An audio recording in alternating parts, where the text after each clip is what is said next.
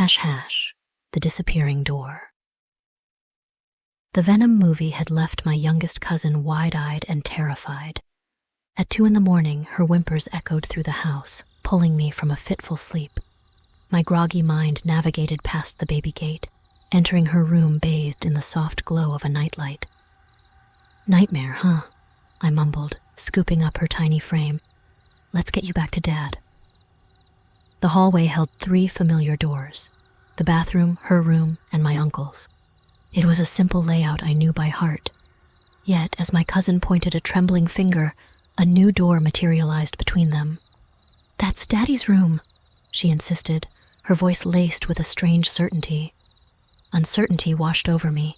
I knew my uncle's room was at the end of the hall. Ignoring the unsettling addition, I tucked her securely beside her father and retreated back to the living room. Curiosity, however, gnawed at me. The door stood there, a polished wood anomaly against the hallway walls. It looked like an exterior door, one leading straight outside. Hesitantly, I approached, the cold brass knob feeling alien in my hand.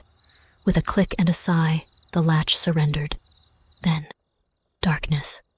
Disoriented, I woke to the concerned face of my uncle staring down at me. "Why are you sleeping on the floor?" he asked, his voice laced with amusement. My head throbbed.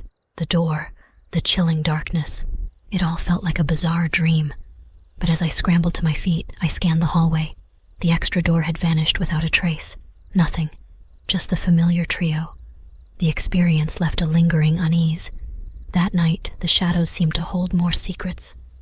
And ever since, the corners of my vision have occasionally flickered with things unseen. Perhaps it was the Venom movie's influence, a trick of the tired mind. Or maybe there truly was a door that shouldn't have been there, a glimpse into something beyond this reality. One thing's for sure, that hallway holds a mystery yet to be unraveled. My friends and I were hanging out at the park after dark, relaxing. Everything was going well until the conversation turned to local stories and legends. We were talking about Bigfoot, Mothman, and similar creatures. I decided to mention a couple of beings from folklore.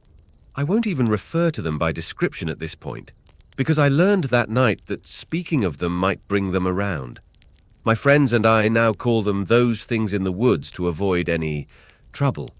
Talking about such creatures in a park after sundown was a foolish decision. I can't say for sure what we encountered, but it was terrifying regardless. Shortly after we brought them up, the coyotes in the woods surrounding the park went crazy. They were running around, howling and making a ruckus.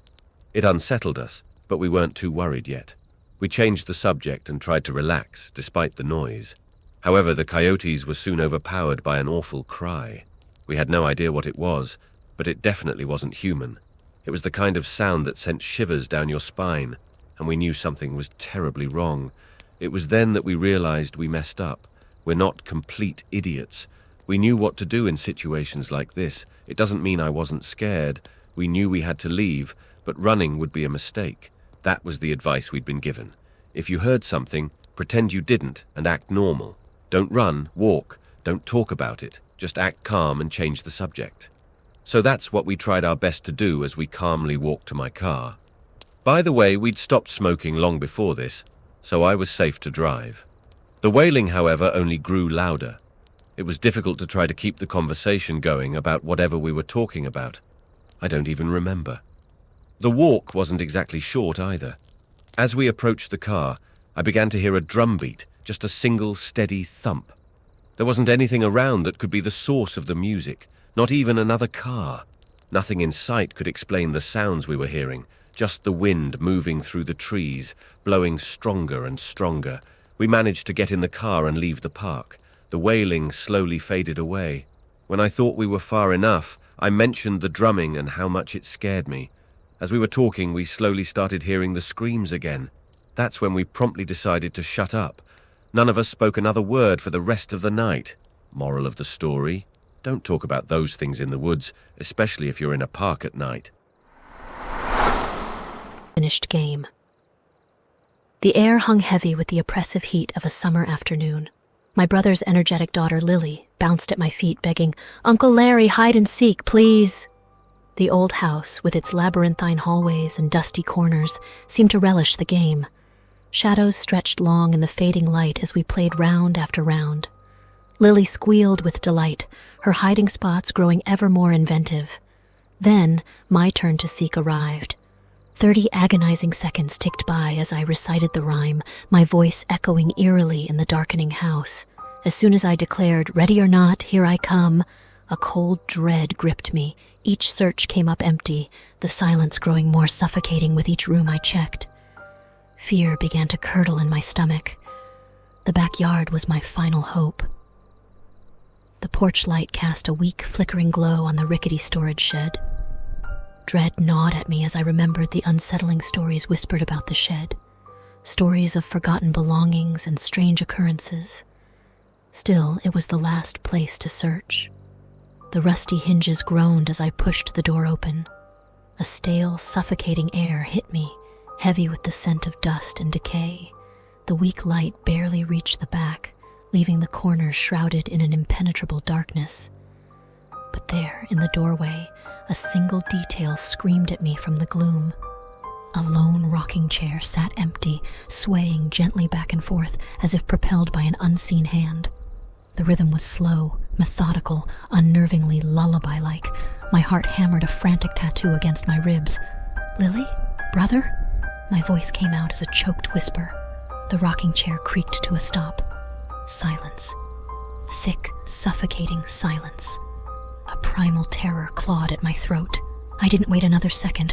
I scrambled back out, slamming the creaking shed door behind me with a resounding bang. The rocking chair resumed its eerie swaying, the sound echoing through the silent yard. Bursting back inside, I found Lily, not in the shed, but huddled in the living room closet, whimpering. My brother held her close, his face pale. Relief flooded me, momentarily washing away the terror. "There you are," I exclaimed, forcing a smile. But before I could question Lily, my brother's voice cut me off. It was a low, trembling whisper. "We weren't playing hide-and-seek anymore, Larry." The playful afternoon was over. An oppressive weight settled over the house, as if something unseen had brushed past, leaving behind a chilling reminder. The rocking chair continued its slow, relentless sway, a constant vigil over the dark secret of the old shed. The game of hide and seek remained unfinished, a chilling testament to the things that lurk in the shadows, unseen but ever present.